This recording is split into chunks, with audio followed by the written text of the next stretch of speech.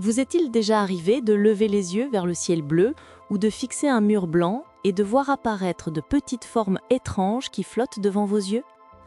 Ces sortes de taches, de points noirs, de fils translucides ou de bulles qui bougent avec vos mouvements oculaires ont un nom bien précis. Ce sont les mouches volantes, ou en anglais, eye floaters. Beaucoup de personnes en font l'expérience un jour ou l'autre, et elles sont souvent une source d'interrogation, voire d'inquiétude. Mais alors, que sont-elles exactement?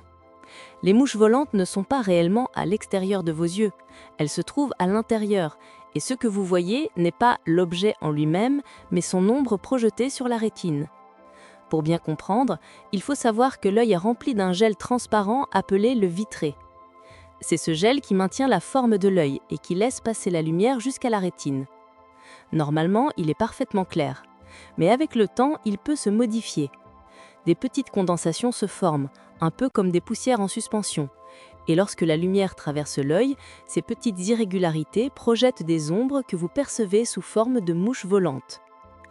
Il s'agit d'un phénomène extrêmement fréquent.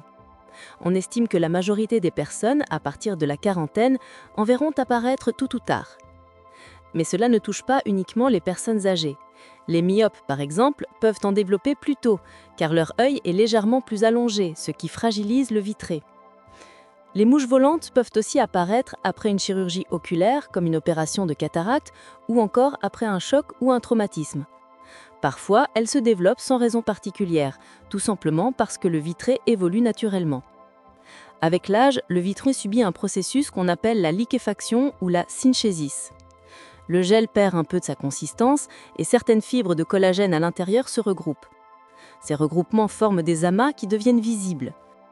En parallèle, le vitré peut aussi se détacher légèrement de la rétine, un phénomène appelé décollement postérieur du vitré, qui est très fréquent après 60 ans.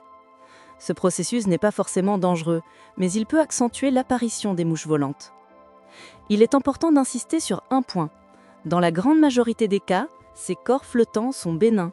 Ils ne menacent pas la vision et n'entraînent pas de cécité. Mais ils peuvent être gênants.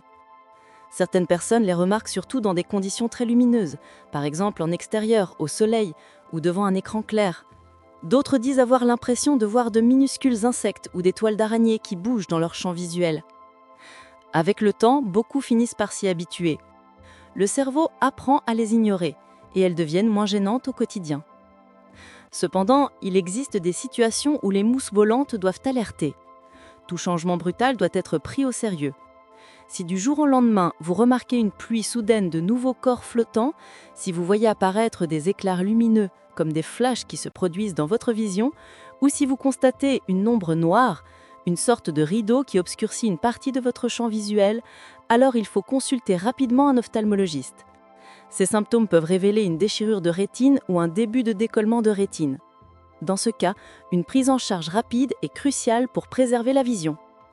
En dehors de ces situations d'urgence, la question qui revient souvent est « peut-on les faire disparaître ?» À l'heure actuelle, il n'existe pas de traitement simple et universel. La plupart du temps, on recommande simplement de s'adapter.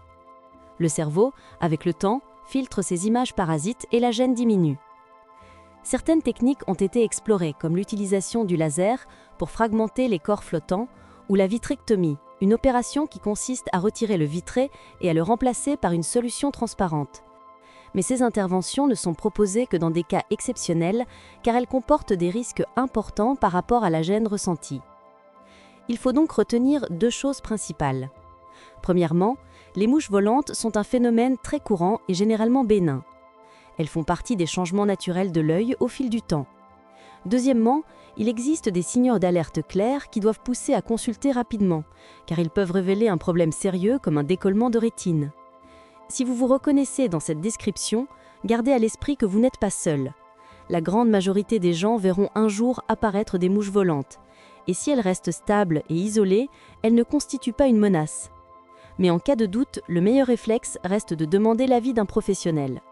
Prendre soin de ses yeux, c'est avant tout rester attentif aux signaux qu'ils nous envoient et ne pas hésiter à consulter en cas de changement brutal. Si vous avez trouvé ces informations utiles, n'hésitez pas à liker la vidéo, à la partager autour de vous et à laisser un commentaire.